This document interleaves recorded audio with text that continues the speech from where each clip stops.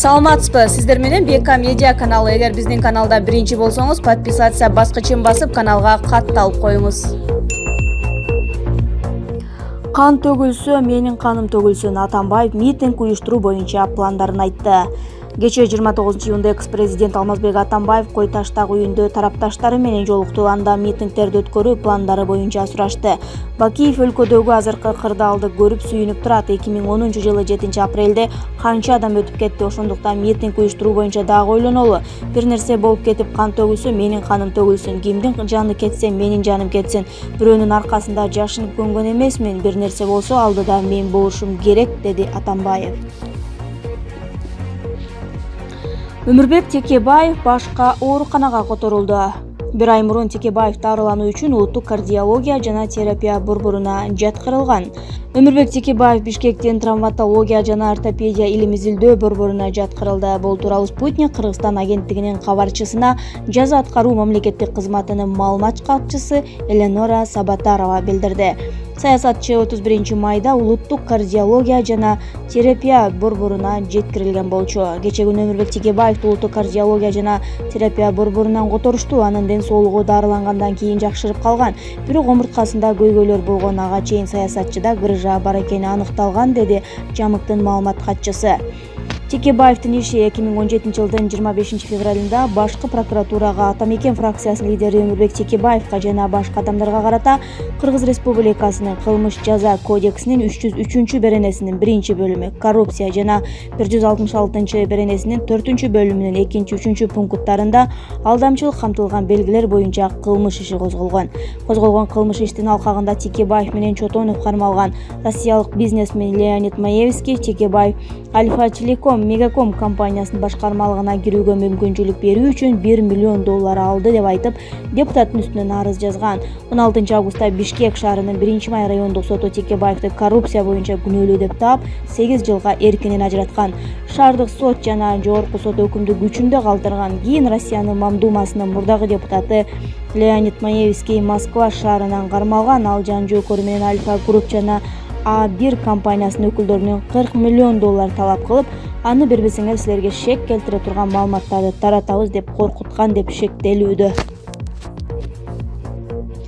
Түрмөнүн секунданты Сегизбаев саясатчы эмес, тездеси Атамбаевдин аркасы менен чоң кызмат алган. Сегизбаевдин Кой ташка келишин Путин келгендей даңазалоонун кереги жок. Аны менен кошо мурунку ИИМ министри Улан Исраилов келди дейт.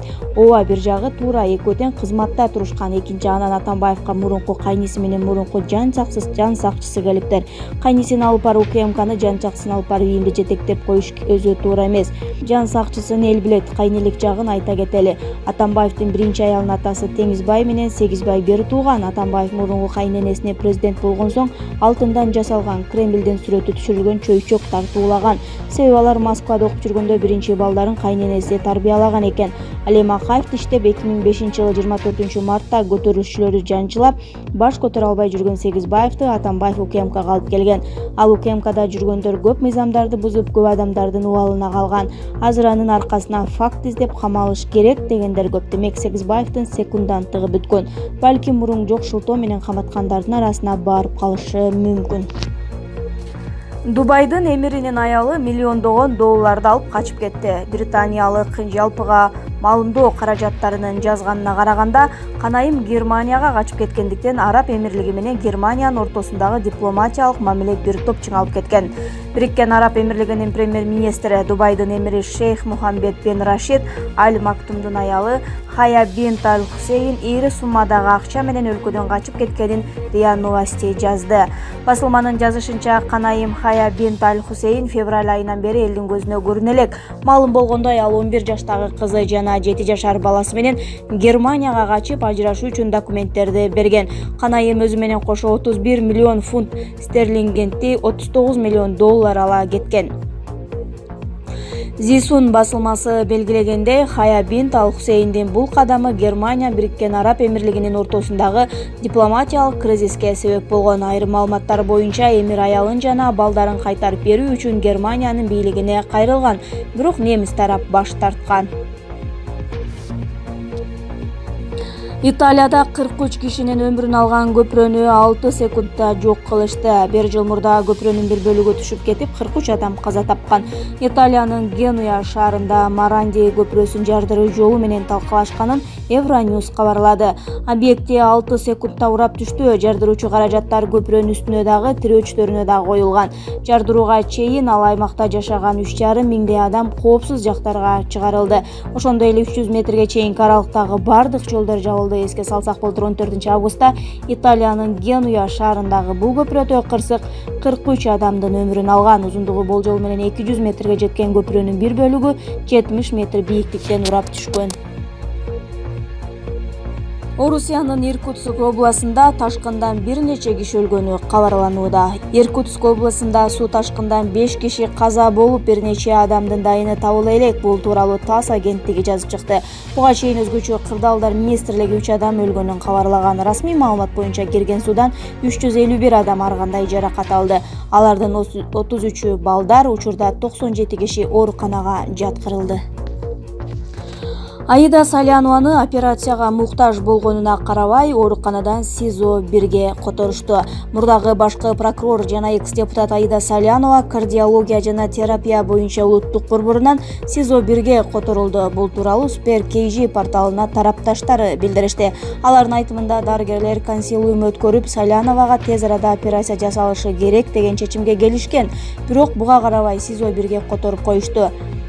Салянова өзү операцияга макулдук бербей койсо керек, анткени өмүрүнө коркунуч жаратышы мүмкүн деген пикирин айтты Асия Сасыкбаева.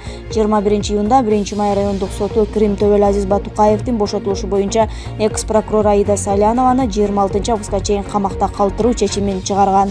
Трайбализмди жол менен клановый башкаруулар болуп атат да. Негизичи ошондой болуп келип атат. А бирнеке десең, эң акырында мен сизге жазып аттым, даже мен увольнение болуп кетейин деп калдым ужучу. Пландык эмес, кландык башкаруу болот, тайке жээндер депчи. Ушунун өзү жаман. Көрдүңүздөр дагы өкмөт башчы өзүнүн бажасын алып келе коем деп эмне деген балекетке кабылды. Мына бүгүн ичкени ириң жеген жeenим болуп турат. Качан комиссия мени корутунду чыгарып иштен айдайт депчи. Эгер сиз айткандай ушул жерде жетекчиси жанагы электр станция абал менен мурунку кесиптешим, негедир ошо депутаттардын көбү энергетика тармагына качалып баратат, баары 4 депутат кетип калды бизде ошо энергетика тармагына. Энергетиктер деле баратат, энергетик эместер деле баратат. Бирок ошондой тайке жээндерине анан кийин кадровый неме боло турган болсо, пландык эмес, кландык башкаруу болот болсо бир фактысын эле табып бериңиз. Мен алар сизге мыйзамсыз куугунтук жүргүзгөн болсо, мен мыйзамдуу куугунтук жүргүзөм. Жүргүзгөндө да ушундай жүргүзөм, президенттин өзүнө киргизем. Мына моундай болот атат. Сиз айттыңыз, мен үй бүлөлүк башкаруу немесине жол бербейм деп. Бирок сиздин энергетика тармагындагы ушундай кылып атыптыр. Аялын бияка коюп аткен, бажасын тияка коюп аткен, тайкеси мындай тайраңдап атыптыр деп.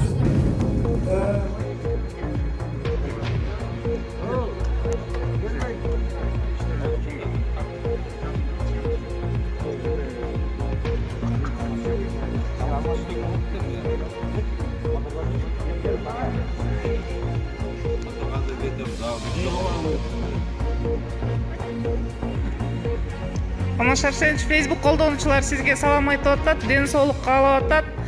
Үйүнө канча бут кирсе ошончо кут кирсин дейт, жаратканыбыз колдосун деп атат. Сеники прямой эфир. Ооба.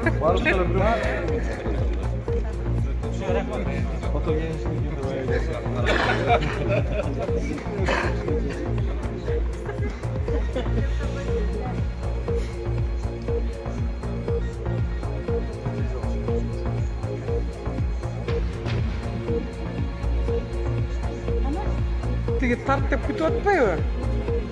Ай, тартпайсың биякты. Күтүп атпайт эти бала ар жака кетип калыш керек экен. Кел, мен тартып коеюн силерди, анан көчүрүп аласың.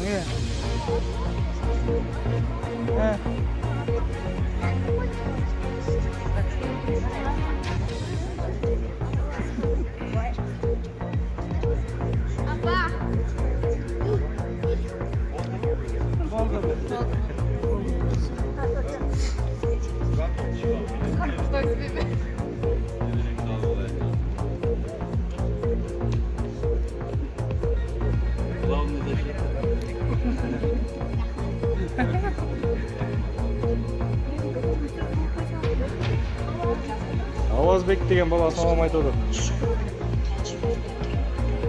Түркиядан салам дейт. Türkiye'ye de salam.